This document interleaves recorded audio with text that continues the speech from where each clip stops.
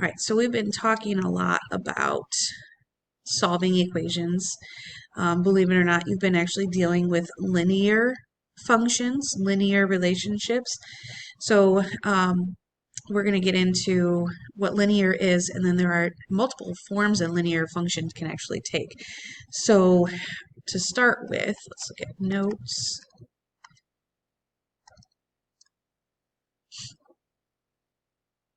Linear equations and their multiple forms.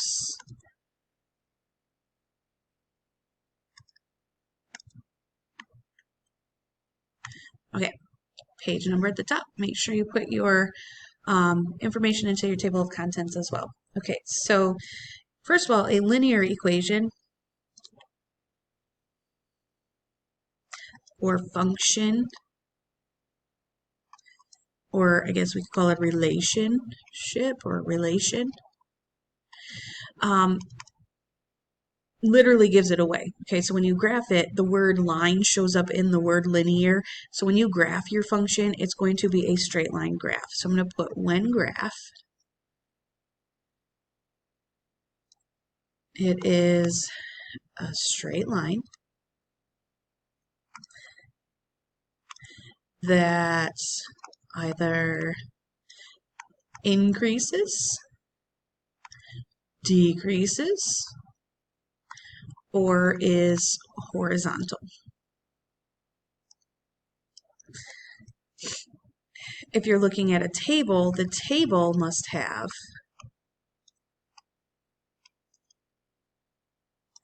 a constant increase or decrease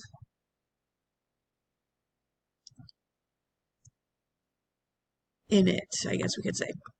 So you're either adding or subtracting the same number at every single time. So I'm going to put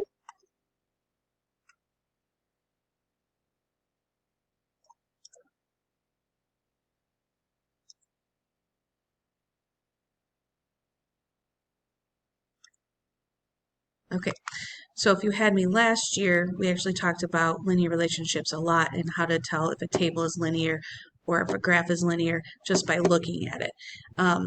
If you didn't, we're going to do a little bit more review. But we're going to look at that there are multiple forms now. Last year we only talked about one.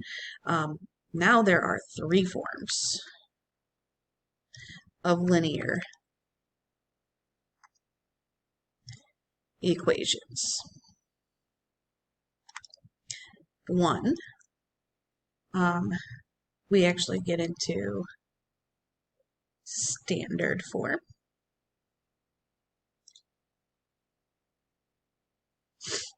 Then we'll get into slope-intercept form.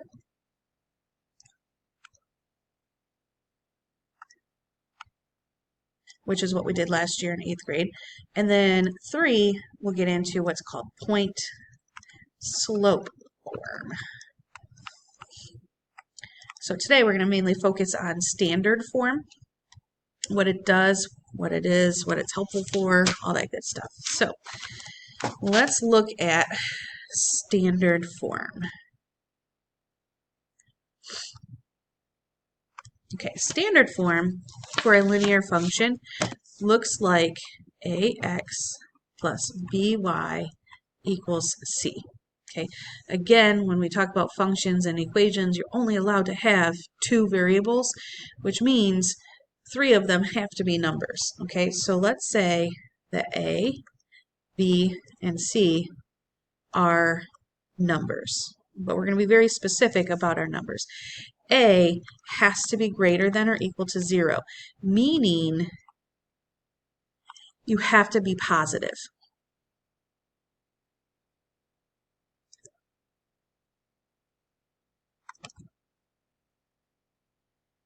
So your leading coefficient, this A value, has to be positive.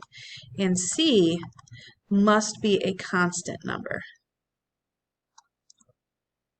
No variables. Okay. B, we don't really care. B can be negative, whatever. And we try to stay away from fractions too, which I know you guys will really like, okay? So on your homework, you might be given some problems where they're saying, all right, is this in standard form or is it linear? Can we write it in standard form? If it can be written in standard form, yes, it's linear and we should be able to write it in standard form. So let's say I give us 3x plus 2y equals 5. This one is in standard form, and we know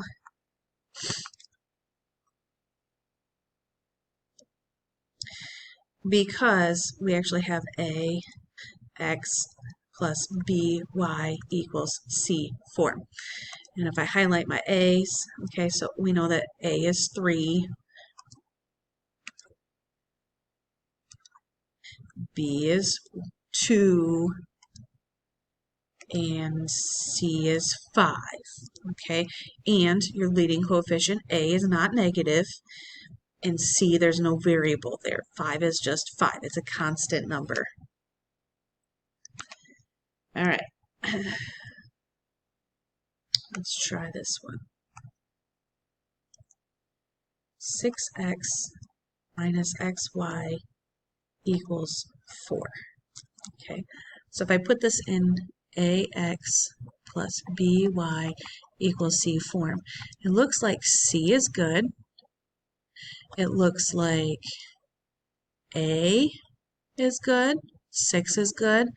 But when you look at the variable b happens to be a negative x. Can b be a variable? No, it can't. It has to be a number. It has to be a number, not a letter. So is this in standard form? Is it linear? No,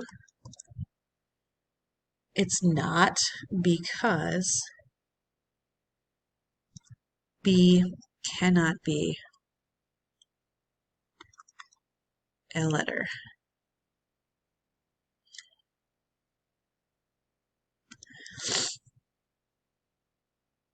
All right, let's try this one.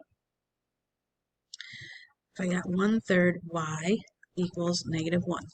Okay, so if I were to try and put this in ax plus by equals c form, oh, we're missing a. Or we can ask ourselves, how many a's do we have? Or how many x's do we have? We have 0x plus 1/3 y equals -1.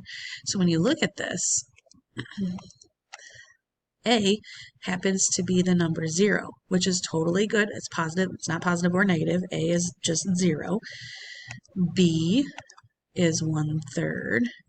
And C is -1, which we're good to go there. Okay, so yes, standard form.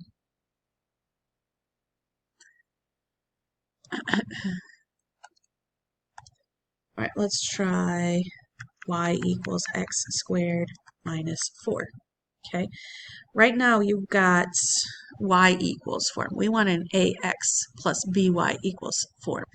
So if I were to subtract x squared from both sides, I get -x squared plus y equals a -4. So if I were to put this in ax plus by equals c form, it looks like c is good.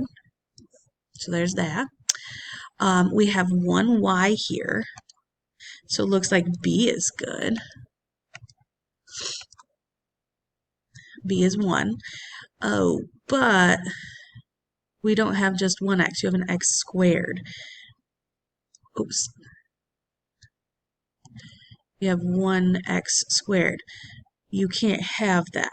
Or this is x times x, or a is -x times x. So this is not good. So this is no, because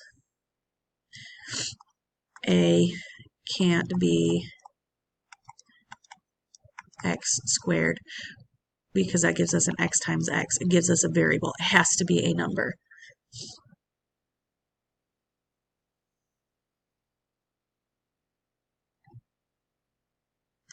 If I try 3 over x plus 2 over y equals 10. Again, this is like saying you have 1x times 3 plus 1 over y times 2 equals 10. Again, we don't have a situation. Standard form is not 1 over x. It's got to be x is ax. So standard form has to look like ax plus by equals c form. We can't have this reciprocal. We cannot have that. It has to be x over 1. So maybe we'll put not standard.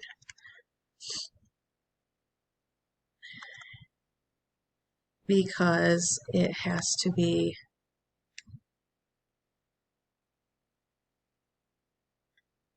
ax, not a times 1 over x. Okay, it has to be x over 1.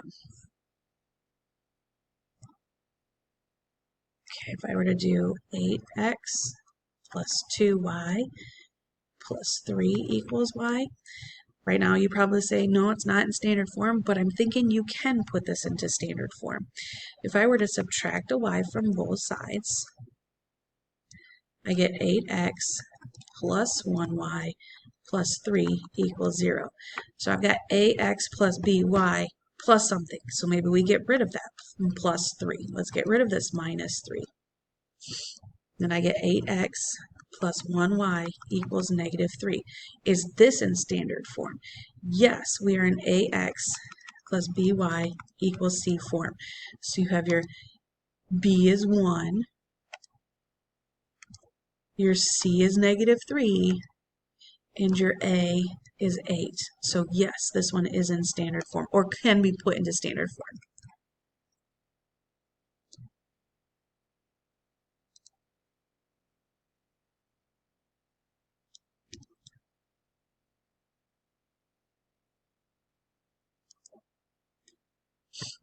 Okay, next we'll get into graphing things that are in standard form. Standard form is really helpful when it comes to graphing.